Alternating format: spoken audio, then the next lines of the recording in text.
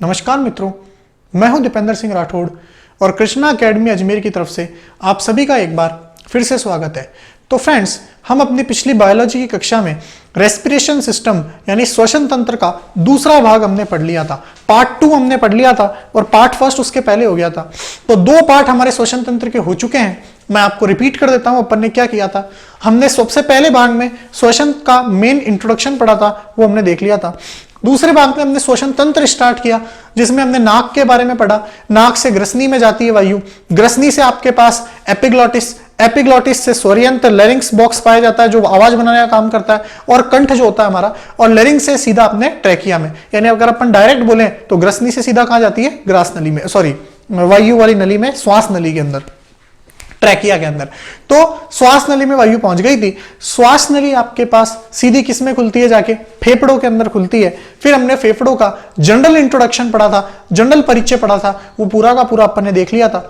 अब उसके बाद में अपन आगे बढ़ते हैं कि फेफड़े का जनरल इंट्रोडक्शन तो हमने देख लिया, लेकिन फेफड़ा श्वसन में क्या काम करता है वो अपन को चर्चा करनी है। चलिए तो देखते हैं अपन कि फेफड़े श्वसन में क्या कार्य करते हैं।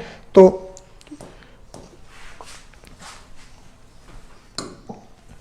ये आपके पास फेफड़े होते हैं, लंग्स होते हैं, ठीक है फ्रेंड्स। तो फेफड़े आपके पास क्या करते हैं कि फेफड़ा 2 संख्या होती है इनकी, मैंने आपको पहले भी बताया था कि एक तो होता है आपका राइट लंग और एक होता है आपका लेफ्ट लंग, 2 संख्या में पाए जाते हैं। अब क्या होता है कि ये जो आपके श्वास नली है, ये जो ट्रैकिया है, ये ट्रैकिया सीधी जाके कहां खुलती है, आपके पास फेफड़ों के अंदर। मैंने आपको पहले ही बताया था कि जो श्वास नली है वो सीधी जाके कहां खुलती है, आपके पास सीधी की सीधी जाके फेफड़ों में खुलती है, यानी लंग्स में खुलती है। तो होता क्या है कि ये आपके पास वॉइस बॉक्स है, लैरिंक्स है, ये ट्रैकिया है जिसको आप बोलते हो श्वास नली बोलते हो, और आपके पास ये एडम्स एप्पल। फिर से मैंने पिछली क्लास में बताया था आपको, छोटी छोटी उपास्थियां जो हड्डियां पाई जाती है छोटी छोटी, उनको एडम्स एप्पल बोलते हैं स्वर यंत्र के ऊपर। अब देखिए, ये श्वास नली में वायु है, ये आपके पास वायु पहली बार विभाजित होती है यहां पे 2 भागों में। तो श्वास नली का पहला विभाजन, ये श्वास नली जो है ट्रैकिया पहली बार विभाजित हो रही है, 2 भागों में आपके पास विभाजित हो रही है, दोनों फेफड़ों के अंदर वायु पहुंच रही है। ये जो श्वास नली का पहला विभाजन है, फर्स्ट डिवीजन है, यह कहलाता है ब्रोंकाई। क्या कहलाता है फ्रेंड्स, ये ब्रोंकाई कहलाता है। तो श्वास नली का पहला विभाजन कहलाता है ब्रोंकाई। ध्यान रखना, पहली बार वायु 2 भागों में बटी। अब देखिए, फेफड़ों के अंदर पहुंच गई आपके पास वायु। अब जैसे ही फेफड़ों में एंटर करती है, लंग्स में एंटर करती है, फिर से आपके पास डिवाइडेशन होता है, फिर वैसे यहां पे भी डिवाइडेशन होता है, यहां पे भी डिवाइडेशन होता है। तो वायु का फिर से डिवाइडेशन होता है, विभाजन होता है, और इस दूसरे विभाजन को अपन बोलते हैं ब्रोंक्यूलस। क्या बोलते हैं फ्रेंड्स अपन इनको, ब्रोंक्यूलस। तो श्वास नलिका का दूसरा विभाजन आपके पास क्या कहलाता है, श्वास नलिका का दूसरा विभाजन कहलाता है ब्रोंक्यूलस कहलाता है। पहला ब्रोंकाई, दूसरा ब्रोंक्यूलस। अब देखिए, ये आपको ब्रोंक्यूलस दिख रहे होंगे, इधर भी ब्रोंक्यूलस है, इधर भी ब्रोंक्यूलस है। अब ये जो ब्रोंक्यूलस है आगे जाके और ज्यादा बढ़ जाते हैं। ये जो ब्रोंक्यूलस है ये आगे जाके और बढ़ जाते हैं, यानी श्वास नलिका का तीसरा विभाजन होता है, तृतीय विभाजन होता है। इस तृतीय विभाजन को अपन क्या बोलते हैं, कुपिका बोलते हैं, एल्वेओली बोलते हैं। और सबसे इंपॉर्टेंट है, यह श्वास नलिका का तीसरा और अंतिम विभाजन होता है, जिसको अपन एल्वेओली यानी कुपिका बोलते हैं। तो क्या बोला फ्रेंड्स मैंने, वापस सुनना, ये सारी कहानी अपन पहले पढ़ चुके थे। ट्रैकिया में श्वास नली में वायु पहुंचती है, श्वास नली में पहला विभाजन होता है श्वास नली का, जिसको अपन बोलते हैं ब्रोंकाई। दूसरा विभाजन होता है जिसको बोलते हैं ब्रोंक्यूलस, और तीसरा विभाजन होता है आपका कुपिका, जो तीसरा विभाजन कुपिका के रूप में होता है। तो वायु फेफड़ों में अब किस रूप में है, कुपिका के रूप में है, और कुपिका ही हमें आगे पढ़ना है। तो अभी आपको सिर्फ ध्यान रखना है, वायु अब किसके रूप में है, कुपिका के रूप में है। अब थोड़ा सा जनरल इंट्रोडक्शन, ये जो फेफड़े के चारों ओर झिल्ली है, उस झिल्ली का नाम क्या है, प्लूरा झिल्ली। क्या नाम है आपके पास, प्लूरा झिल्ली। तो फेफड़े के जो चारों ओर झिल्ली होती है, उस झिल्ली का नाम क्या है, प्लूरा झिल्ली। मैंने पहले भी बताया था। इस प्लूरा झिल्ली के अंदर एक द्रव भरा होता है, एक लिक्विड भरा होता है। इस लिक्विड का नाम क्या होता है, प्लूरल द्रव। क्या नाम होता है इसका, प्लूरल द्रव। इस प्लूरल द्रव का काम क्या है, फेफड़ों को घर्षण से बचाना, फ्रिक्शन से बचाना। तो घर्षण से बचाने के लिए प्लूरल द्रव भरा होता है। अब देखिए, ये जो खाली स्थान है यहाँ पे, ये जो बीच का वाला बैंक प्लेस है, इस खाली स्थान को अपन बोलते हैं मीडियास्टेनम। क्या बोलते हैं इसको? मीडियास्टेनम। ध्यान रखना, इस खाली स्थान को बोलते हैं मीडियास्टेनम। अब देखिए उसके बाद ये आपका दायां फेफड़ा है, ये आपका बायां फेफड़ा है। साइंस में ये वाली लेफ्ट वाली होती है और ये वाली राइट वाली डायरेक्शन होती है। देखो ये जो आपका दायां फेफड़ा है, बायां फेफड़ा, ये दो भागों में बटा होता है, अपर और लोअर, यानी ऊपरी भाग और निचला भाग। दो पालियों में बटा होता है, दो लॉबीज में बटा होता है, अपर पार्ट और लोअर पार्ट। और देखिए ये जो ये दायां फेफड़ा है, ये तीन भागों में बटा होता है, तीन पालियों में बटा होता है, अपर, मिडिल, लोअर, यानी ऊपरी पाली, मध्य वाली पाली और सबसे निचली पाली। तो तीन लॉब्स में बटा हुआ होता है। अब देखिए क्या होता है फ्रेंड्स, मैंने आपको बताया था कि जो बायां फेफड़ा होता है वो बायां फेफड़ा थोड़ा सा छोटा होता है। उसका रीजन क्या है आपके पास कि ये दो ही पालियों में बटा होता है, और ये कितनी पालियों में बटा होता है? ये आपके पास तीन पालियों में बटा होता है। अच्छा, बायां जो फेफड़ा है उसके यहाँ पे एक कार्डियक नॉच, इसको बोलते हैं कार्डियक गुफा, यानी कार्डियक नॉच होती है, वो पाई जाती है। मैंने आपको पिछली वीडियो के अंदर भी बताया था। तो ये आपका पूरा का पूरा श्वास नली का विभाजन होता है। इस तरीके से आपके पास वायु पाई जाती है। अच्छा, लास्ट में जो नीचे मैं बताया है ये डायफ्राम होता है। ये क्या होता है फ्रेंड्स आपके पास? डायफ्राम, इसको डायफ्राम बोलते हैं। ये डायफ्राम का काम करता है। डायफ्राम आपके पास ये जो चेस्ट कैविटी है, हमारी वक्ष गुहा है, उसको एब्डोमिनल कैविटी यानी उदर गुहा से अलग करने का काम करती है। तो आपके पास डायफ्राम वक्ष गुहा को, चेस्ट कैविटी को एब्डोमिनल कैविटी यानी पेट वाली गुहा से अलग करने का क्या करती है? काम करती है। तो ये हमें ध्यान रखना, सिर्फ डायफ्राम का काम यही होता है, वक्ष गुहा को उदर गुहा से अलग करना। ठीक है फ्रेंड्स, ये हमें ध्यान रखना है। और देखो डायफ्राम क्या करता है, कभी कभी आपने देखा होगा आपको इचकियां आती है ना, तो क्या बोलते हो कि कोई हमें याद कर रहा है इसलिए आ रही होगी। ये गलत कंसेप्ट है, ऐसा कुछ ही नहीं है। कोई आपको याद करने वाला नहीं है, और ना कोई आपकी कोई प्रेमी या कोई प्रेमिका है जो आपको याद करती है या याद करता है जिसके कारण आपको इचकी आती है। ऐसा कुछ ही नहीं होता। इचकी आने का रीजन ये होता है कि डायफ्राम के अंदर वायु बहुत ज्यादा भर जाती है। अगर डायफ्राम के अंदर वायु भर जाए ज्यादा, तब उसके कारण हमें क्या आती है? इचकी। इसलिए आप अगर 1 मिनट तक या आप थोड़ा लंबा सांस लो, 1 मिनट तक, 2 मिनट तक लंबे लंबे सांस लो, तो आपके पास वो इचकी जो है वो आपको आना बंद हो जाएगी, और आपकी जो मिथ्या है वो भी दूर हो जाएगी। कोई आपको याद कर रहा है, और अगर मन में राजी रहना चाहते हो तो मत लो लंबी लंबी सांस, सोचते रहो कि हाँ हमें कोई याद कर रहा होगा। तो देखिए फ्रेंड्स, मैं वापस बताता हूं, श्वास नली डायरेक्ट कहां खुलती है? फेफड़ों के अंदर खुलती है। श्वास नली के अंदर वायु का पहला विभाजन कहलाता है ब्रोंकाई, दूसरा विभाजन कहलाता है ब्रोंक्यूलस, और तीसरा विभाजन क्या कहलाता है? कुपिका। कुपिका लास्ट विभाजन होता है आपके पास वायु का, यानी एयर का सबसे लास्ट विभाजन क्या कहलाता है आपका? कुपिका कहलाता है, एल्वेओली कहलाता है। ये हमें ध्यान रखना है, और ये एल्वेओली ही हमें आगे जाके पढ़ना है, वेरी इंपॉर्टेंट है। अब उसके बाद मैंने आपको जनरल बात बताई है कि दाएं फेफड़े में, बाएं फेफड़े में कितनी पालियां पाई जाती है, कितनी लॉब्स पाई जाती है, और फेफड़ों को घेरने वाली झिल्ली कौन सी होती है। और उसके बाद मैंने आपको ये बताया कि मीडियास्टेनम खाली पार्ट होता है। डायाफ्राम किसको बोलते हैं? डायाफ्राम आपके पास वक्ष गुहा को उदर गुहा से, चेस्ट कैविटी को एब्डोमिनल कैविटी से क्या करता है? अलग करता है। ये हमें ध्यान रखना है। चलिए, आप इसका स्क्रीनशॉट ले सकते हैं, फिर मैं आपको इंपॉर्टेंट बातें बताता हूं इसके बारे में। और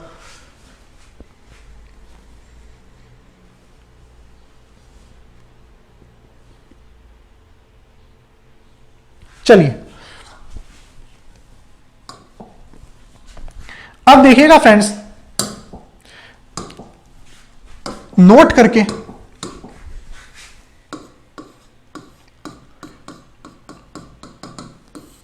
पहला पॉइंट, तो मैंने आपको बताया कि पहली बात, श्वास नली का यानी ट्रैकिया का पहला विभाजन, प्रथम विभाजन क्या कहलाता है? यह हमें ध्यान रखना है। ट्रैकिया का प्रथम विभाजन कहलाता है ब्रोंकाई। चलिए, यह ब्रोंकाई होता है। अच्छा, ट्रैकिया का दूसरा जो विभाजन है वो क्या कहलाता है? ब्रोंक्यूलस। यह हमें ध्यान रखना है। और तीसरी बात, ट्रैकिया का तीसरा जो विभाजन है वो क्या कहलाता है? वो कहलाता है कुपिका, जिसको अपन बोलते हैं एल्वेओली। ये आपके पास किसका तीसरा विभाजन होता है? श्वास नली का तीसरा विभाजन होता है। तो यानी श्वसन की अगर मैं बात कर रहा हूं तो वायु अब श्वास नली से फेफड़े में गई और तीसरे भाग में बट गई, और वो तीसरा भाग कौन सा आपका? कुपिका होता है, एल्वेओली होता है। और अब हमें इसी एल्वेओली के बारे में, इसी कुपिका के बारे में पढ़ना है। तो अब देखते हैं अपन आखिर ये कुपिका क्या होती है, एल्वेओली क्या होती है। तो अगला जो हमारा पोर्शन है वो आपके पास है कुपिका एल्वेओली। अब सभी लोग ध्यान से देखिएगा ये कुपिका क्या होती है, एल्वेओली क्या होती है। तो देखिएगा फ्रेंड्स, मैंने आपको बताया फेफड़े के अंदर श्वास नली का तीसरा विभाजन होता है। अब ये कुपिका आपके पास ये रही इस प्रकार से, ये है कुपिका, ये बिल्कुल फिक्स पैटर्न है कुपिका का। ये आपके पास अंगूर के एक गुच्छा होता है ना, जैसे अंगूर का गुच्छा आपको दिख रहा होगा, मैं थोड़ा सा आपको जूम इन करके बताता हूं कि ये आपके पास अंगूर का जैसा गुच्छा होता है, उस टाइप का आपके पास कुपिका कहलाती है। ये अंगूर का गुच्छा होता है, अंगूर के गुच्छे जैसा है बिल्कुल, ये कुपिका है। जैसे हम इस चित्र में भी देखने का प्रयास करते हैं, जो मैंने आपको बताया था कि ये देखिए, ये श्वास नली का पहला विभाजन है वायु के रूप में, दूसरा आपके पास ब्रोंकलस के रूप में, और तीसरा ये देखो, ये जैसे अंगूर के गुच्छे होते हैं ना, उस टाइप से है। तो ये अंगूर का गुच्छा, ये क्या कहलाता है आपके पास, कुपिका कहलाता है। तो ये हमें ध्यान रखना है कि कुपिका का शेप किसकी तरह होता है आपके पास, अंगूर के गुच्छे की तरह होता है। सबसे पहली बात ये हमें ध्यान रखना है कि भाई आकार पूछ ले तो आकार होता है आपके पास अंगूर के गुच्छे के समान, अंगूर के गुच्छे के समान। चलिए अगली बात देखिएगा फ्रेंड्स, सबसे इंपॉर्टेंट बात, जो कुपिका होती है वो सबसे लास्ट भाग है, सबसे छोटा भाग है आपके पास फेफड़े का, फेफड़े के अंदर सबसे छोटा है। तो अब आपसे पूछा जाता है कि फेफड़े की कोशिका किसको कहा जाता है, तो फेफड़े की कोशिका कहा जाता है आपके पास कुपिका को। क्यों? क्योंकि कुपिका ही आपके पास सबसे छोटा भाग है। जो हमारे शरीर की सबसे छोटी इकाई है उसको अपन क्या बोलते हैं, कोशिका बोलते हैं। तो जो फेफड़े की सबसे छोटी इकाई है, सबसे आखिरी पार्ट है, वो कौन सा है, कुपिका। तो ये हमें ध्यान रखना है, सेल ऑफ लंग्स, फेफड़े की कोशिका, फेफड़े की कोशिका किसे कहा जाता है, तो फेफड़े की कोशिका कहा जाता है कुपिका को, एल्वेओली को कहा जाता है। या फिर एक क्वेश्चन जो अभी सीडीएस के एग्जाम में भी पूछा गया था कि अब बताओ कोशिका की डेफिनेशन क्या होती है, तो एक तो होती है शरीर की सबसे छोटी इकाई और एक होती है शरीर की संरचनात्मक एवं क्रियात्मक इकाई, functional and structural unit of आपके पास बॉडी, वो क्या होती है, सेल होती है, कोशिका होती है। तो इस प्रकार फेफड़े की संरचनात्मक एवं क्रियात्मक इकाई कौन सी होगी, कुपिका होगी। तो यह हमें ध्यान रखना है, फेफड़े की संरचनात्मक एवं क्रियात्मक इकाई भी आपके पास क्या होती है, कुपिका ही होती है।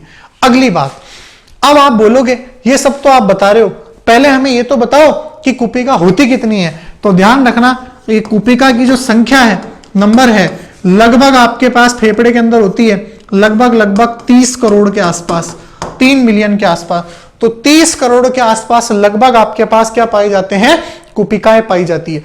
चलिए अगली बात हमें क्या ध्यान रखनी है कि कुपिका का कार्य क्या होता है, और यह ही सबसे इंपॉर्टेंट है, कुपिका का कार्य। तो देखिए, वायु का तीसरा, श्वास नली का तीसरा विभाजन है कुपिका। कुपिका कोशिका की तरह काम करती है, और जो हमारे फेफड़े में गैसियस एक्सचेंज होता है, जो श्वसन तंत्र में गैसों का विनिमय होता है, मतलब ऑक्सीजन तो अंदर आना और CO2 बाहर जाना, यानी ऑक्सीजन तो लेना और CO2 बाहर करना, ये काम किसके अंदर, किसके द्वारा होता है, आपके पास कुपिका के द्वारा ही होता है। तो ये आपके हमें ध्यान रखना है, गैसों का विनिमय, गैसियस एक्सचेंज, कार्य क्या होता है, गैसों का विनिमय। गैसों का विनिमय मतलब क्या होगा, CO2 तो क्या करती है, ये आउट कर देती है, कार्बन डाइऑक्साइड तो बाहर निकाल देती है, और ऑक्सीजन को क्या कर देती है, इन कर देती है। तो ये हमें ध्यान रखना है कि श्वसन तंत्र में गैसों का विनिमय किसके द्वारा किया जाता है, फेफड़ों के द्वारा किया जाता है। और फेफड़ों के अंदर किसके द्वारा किया जाता है, फेफड़े की कोशिका, जिसका नाम क्या आपके पास, कुपिका यानी एल्वेओली। तो वापस देखिएगा, कुपिका क्या होती है, आकार होता है इनका गुच्छे के समान, फेफड़े की कोशिका कहलाती है। ये कोशिका का मतलब क्या हो गया, ये इसकी संरचनात्मक और क्रियात्मक इकाई होगी। उसके बाद में इनकी संख्या कितनी होती है, लगभग 30 करोड़ के आसपास। और कार्य क्या होता है, गैसों का विनिमय करना, गैसियस एक्सचेंज करना। CO2 तो आउट करती है और ऑक्सीजन क्या करती है, इन करती है। कार्बन डाइऑक्साइड बाहर भेजती है और ऑक्सीजन को इन करती है। ये आपका गैसों का विनिमय हो गया, यानी ये हमारे श्वसन का काम क्या हो गया, कंप्लीट हो गया। तो कुपिका पे जाके आपका श्वसन जो है, श्वसन की प्रक्रिया है वो क्या हो जाती है, समाप्त हो जाती है। चलिए, तो हमने कहां से स्टार्ट किया था, नाक से स्टार्ट किया था और उसके बाद अंत किस पे हुआ, कुपिका पे। वापस रिपीट करता हूं, नाक से आपके पास, नाक हमने वायु एंटर करी, नाक के अंदर बाल पाए जाते हैं, सीलिया जिनको बोलते हैं, नोजल हेयर्स, जो आपके पास धूल मिट्टी के कणों से फिल्टर करने का काम करते हैं। और नाक का पानी श्लेष्मय म्यूकस कहलाता है। नाक से आपके पास जाती है वायु ग्रसनी में, ग्रसनी से आपके पास जाती है एपिग्लॉटिस घाटी के ढक्कन से, घाटी के ढक्कन से लैरिंक्स यानी स्वरयंत्र के पास, स्वरयंत्र से श्वास नली यानी ट्रैकिया, ट्रैकिया से आपके पास जाता है फेफड़ों में, फेफड़ों में 3 बार डिवीजन होता है। ब्रोंकाई, सबसे पहले श्वास नली का प्रथम विभाजन होता है ब्रोंकाई, दूसरा होता है ब्रोंक्यूलस और तीसरा क्या कहलाता है, कुपिका, जो सबसे छोटा डिवीजन होता है। और कुपिका ही आपके पास फेफड़े की कोशिका होती है, जो आपके पास क्या करती है, अंगूर के गुच्छे के समान होती है और इसका कार्य होता है गैसों का क्या करना, विनिमय करना। ये हमें ध्यान रखना है। चलिए, ये आपका जो श्वसन तंत्र है वो जाके यहां पे क्या हुआ, समाप्त हुआ। तो आप इसका स्क्रीनशॉट ले सकते हैं, फिर आगे बढ़ते हैं अपन।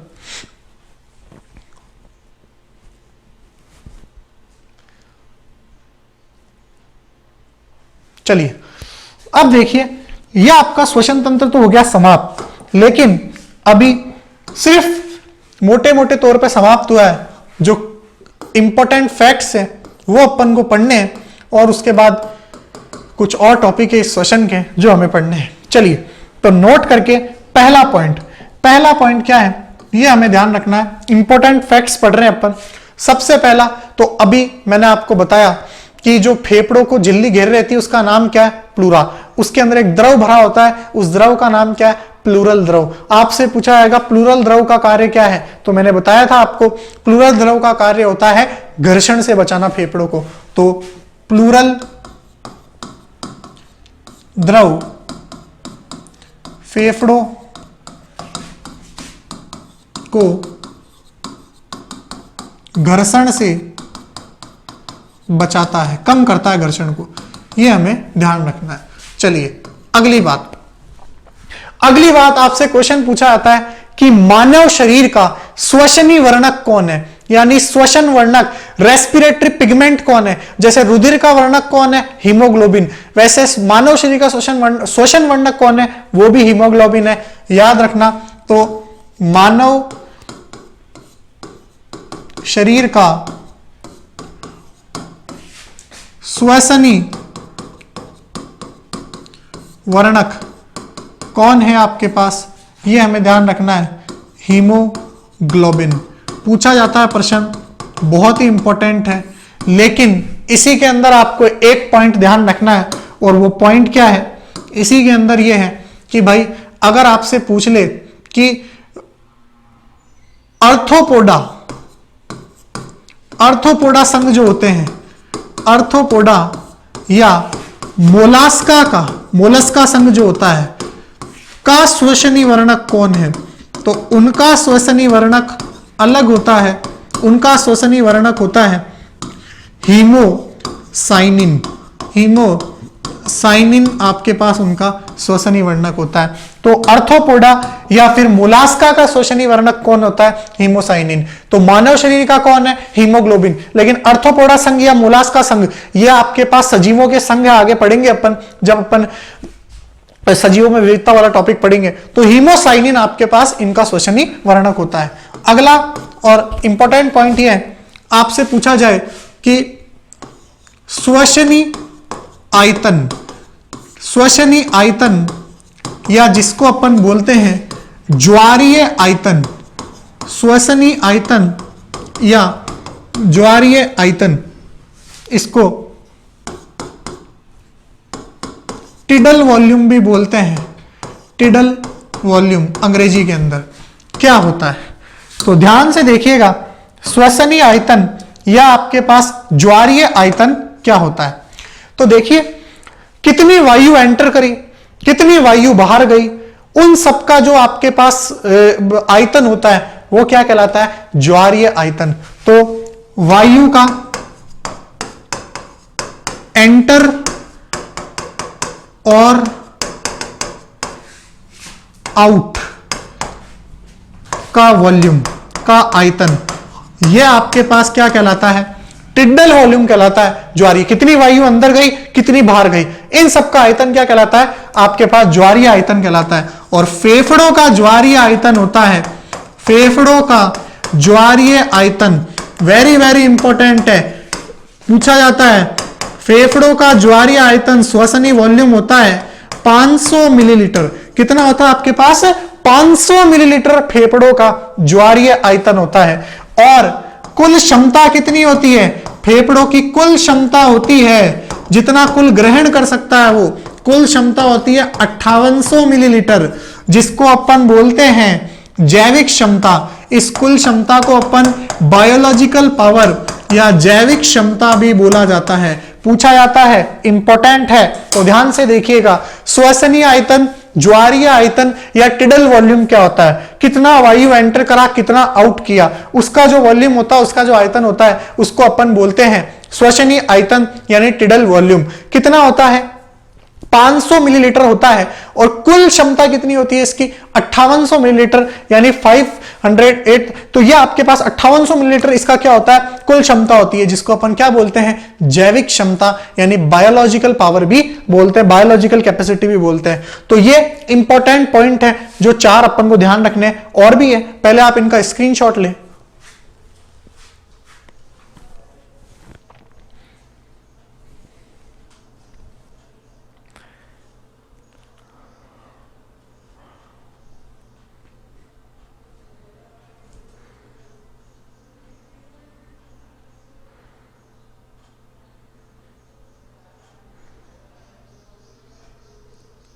चलिए अब अपन आगे बढ़ते हैं। Next 4th point. तो 4th पॉइंट क्या है? तो 4th पॉइंट देखिएगा फ्रेंड्स, एक नॉर्मल क्वेश्चन कि मानव शरीर के अंदर कितनी बार एक रेस्पिरेशन के अंदर 1 मिनट में कितनी बार श्वसन होता है? तो मनुष्य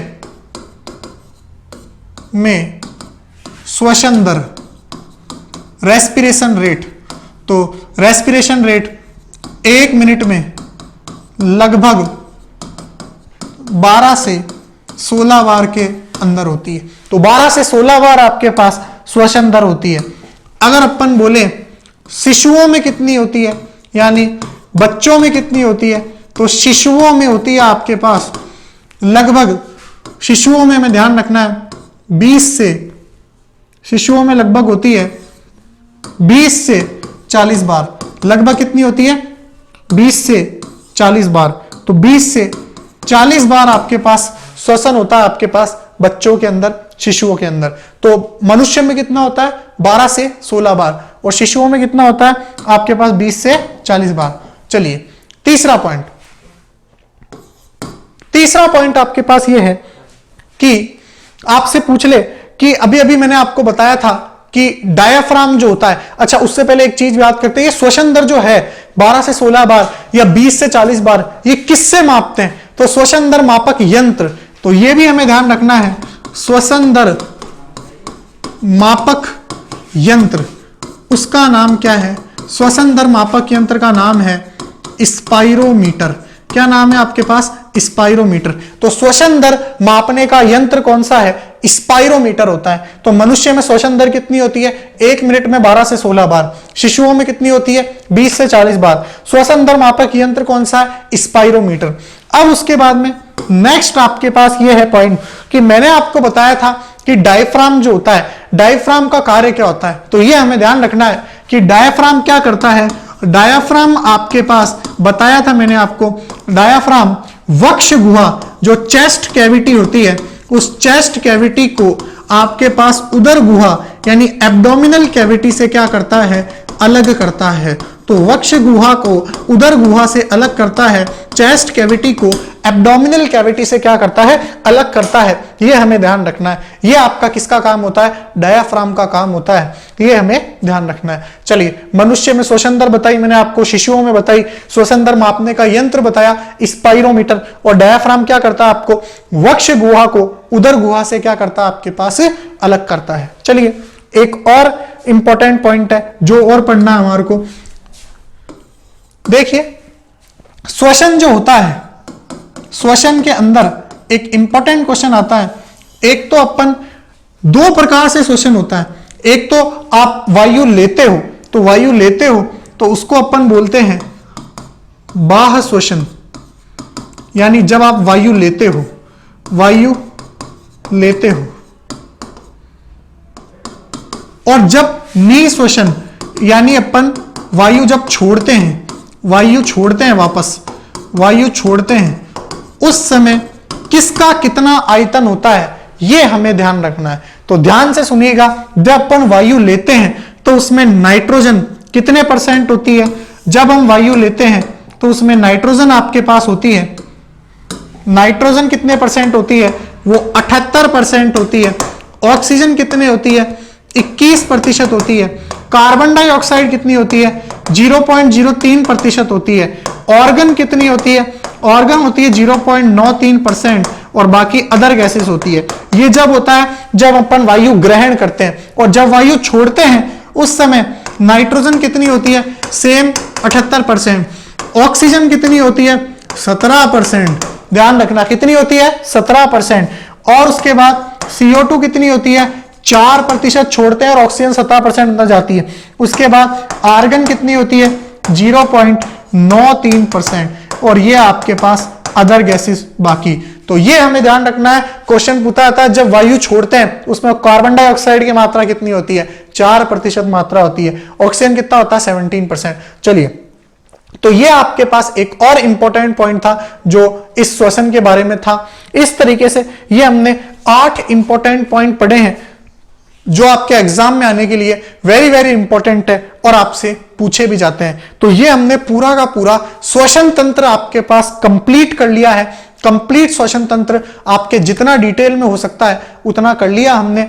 क्या पढ़ा था हमने सबसे पहले श्वसन का इंट्रोडक्शन पढ़ा, और उसके बाद में हमने श्वसन तंत्र के बारे में पढ़ा। श्वसन तंत्र में हमने पढ़ा कि भाई नाक, पूरा ग्रसनी, लैरिंग्स, उसके बाद में आपके एपिग्लोटिस, उसके बाद श्वास नली, ट्रैकिया से जाता है फेफड़ों के अंदर, फेफड़ों में विभाजन होता है, कुपिका पढ़ा। कुपिका के बाद में हमने कुछ इंपॉर्टेंट पॉइंट पढ़े जो आपके पास फेफड़ों से रिलेटेड थे, जो आपके लंग्स से रिलेटेड थे, वो हमें ध्यान रखने। और ये श्वसन तंत्र से इंपॉर्टेंट पॉइंट्स भी आपके क्या हुए, सारे के सारे समाप्त। अच्छा, एक और रह गया आपके पॉइंट जो हमें ध्यान रखना है। एक पॉइंट और है, आपसे पूछ ले, 1-2 पॉइंट और है।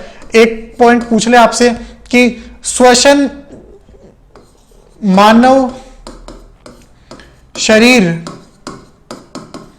का श्वसनी ईंधन यानी रेस्पिरेशन फ्यूल, ईंधन किसको बोलते हैं? तो अब सब ध्यान से सुनिएगा मेरी बात। आप गाड़ी चलाते हो तो गाड़ी का ईंधन क्या होता है? पेट्रोल। पेट्रोल की वजह से गाड़ी चलती है, पेट्रोल के दहन से। पेट्रोल का दहन होता है, डीजल का दहन होता है, जलता है, तभी तो गाड़ी चलती है। इस प्रकार श्वसन कब होता है? जब ग्लूकोज जलता है, यानी जब ग्लूकोज का विखंडन होता है। तो वेरी इंपॉर्टेंट क्वेश्चन है, मानव शरीर का श्वसनी ईंधन होता है आपका ग्लूकोज। तो ग्लूकोज ही आपका मानव शरीर का कैसा आपके पास श्वसन ईंधन है? ईंधन कहलाता है, यानी फ्यूल कहलाता है। दूसरा पॉइंट, मानव शरीर का जो आपके पास श्वसन अंग है वो कौन है? तो मानव शरीर का श्वसनी अंग जहां पे मेन श्वसन होता है, तो मैंने आपको बताया कि फेफड़े ही होते हैं जहां पे श्वसन का कार्य होता है। तो मानव शरीर का श्वसनी अंग है फेफड़े। और कोशिकीय अंग कौन सा है? श्वसन का कोशिकीय अंग। कोशिका में श्वसन कहां पे होता है? तो श्वसन का कोशिकीय अंग कौन सा है? वेरी वेरी इंपॉर्टेंट है, सेल्यूलर रेस्पिरेशन। कोशिका में श्वसन किस कोशिकांग द्वारा होता है? तो उसका नाम है माइटोकॉन्ड्रिया। वेरी इंपॉर्टेंट क्वेश्चन पूछा जाता है कि मानव शरीर का कोशिकीय अंग श्वसन, मानव शरीर का श्वसनी अंग है फेफड़े, और श्वसन का कोशिकीय अंग कौन सा होता है? माइटोकॉन्ड्रिया होता है। ये हमें ध्यान रखना है। वेरी इंपॉर्टेंट क्वेश्चन है, आपसे पूछा जा सकता है कि बताओ श्वसन का कोशिकीय अंग कौन सा होता है, आपका माइटोकॉन्ड्रिया। ये हमें ध्यान रखना है। एक और पॉइंट है, एक और पॉइंट क्या आपके पास, आपसे पूछा जाए बताओ श्वसन को मस्तिष्क का कौन सा भाग कंट्रोल करता है, तो आप क्या बोलोगे? अभी आगे अपन मस्तिष्क पढ़ेंगे, उसमें सारे अंगों के कार्य पढ़ेंगे, लेकिन एक कॉमन बात आएगी कि श्वसन का आपके पास नियंत्रण मॉड्यूला ऑब्लंगेटा वाले भाग से किया जाता है। तो मस्तिष्क का कौन सा भाग, तो श्वसन का नियंत्रण मस्तिष्क के किस भाग से किया जाता है? मस्तिष्क के मॉड्यूला ऑब्लंगेटा, मॉड्यूला ऑब्लंगेटा वाले भाग से किया जाता है। तो मॉड्यूला ऑब्लंगेटा वाले भाग से किया जाता है। तो श्वसन का नियंत्रण आपके पास मॉड्यूला ऑब्लंगेटा वाले भाग से किया जाता है। चलिए, ये हमें फ्रेंड्स ध्यान रखना है। तो ये आपके अब जाके इंपॉर्टेंट पॉइंट्स पूरे हुए। मैंने बताया श्वसनीय ईंधन कौन सा है, ग्लूकोज, कोशिकीय श्वसनीय अंग कौन सा आपका माइटोकॉन्ड्रिया, और मानव शरीर का श्वसनीय अंग कौन सा है, फेफड़े, श्वसन का नियंत्रण मॉड्यूला ऑब्लंगेटा से। ये आपका श्वसन तंत्र पूरा हुआ, और श्वसन तंत्र से संबंधित कुछ इंपॉर्टेंट फैक्ट्स भी क्या हुए आपके पूरे। अब देखिए इसकी श्वसन तंत्र की ये तीसरी आपके पास पार्ट था। अभी एक वीडियो और बाकी है, यह आपका श्वसन तंत्र पूरा हुआ है, लेकिन अब एक वीडियो के अंदर मैं थोड़ा सा और एडवांस लेके जाऊंगा कि आपके पटवारी के अंदर या रीट के अंदर, और आपसे क्या पता कभी कांस्टेबल में भी क्वेश्चन पूछ ले आगे भी एडवांस, तो उसके लिए अपन पढ़ेंगे एक नया टॉपिक और, श्वसन की क्रियाविधि। अभी श्वसन की क्रियाविधि बाकी है कि श्वसन की क्रियाविधि क्या आपके पास, किस प्रकार श्वसन किन चरणों में पूरा होता है, वो अपन को ध्यान रखना है। ये अभी हमने सिर्फ श्वसन तंत्र पढ़ा है कि कार्य क्या क्या, श्वसन के किन अंगों द्वारा क्या क्या कार्य किया जाता है। अभी क्रियाविधि पढ़ेंगे पूरी कि श्वसन की क्रियाविधि क्या होती है, कैप्स चक्र जिसके अंदर आता है, ग्लाइकोलाइसिस, सब अब आगे पढ़ेंगे अपन अगली वीडियो के अंदर। तो फ्रेंड्स आज के लिए इतना ही, आप इसको डिटेल पढ़िएगा। अभी जितना डिटेल हो सकता है श्वसन तंत्र के अंदर, पाचन तंत्र के अंदर, जितना हर टॉपिक के अंदर, चाहे फिजिक्स का हो, केमिस्ट्री का होगा, बायोलॉजी का होगा, जितना डिटेल हो सकेगा मैं आपको उतना डिटेल बताऊंगा, ताकि आपके कोई भी एग्जाम कवर अप ना छूटे ना, और ज्यादा भी नहीं बताना ताकि आपके ज्यादा हाइपर ना हो। तो अगर ये वीडियो आपको पसंद आई हो तो इसको लाइक कीजिएगा, शेयर कीजिएगा, कमेंट कीजिएगा, और हमारे चैनल को सब्सक्राइब करना नहीं भूलिएगा। और इसके पास में एक बेल आइकन होता है, उस बेल आइकन को जरूर दबाइएगा, ताकि आपको नोटिफिकेशन जल्दी से जल्दी मिलते रहे आप जैसे ही आपको वीडियो अपलोड होती है। तो आज के लिए फ्रेंड्स इतना ही, धन्यवाद।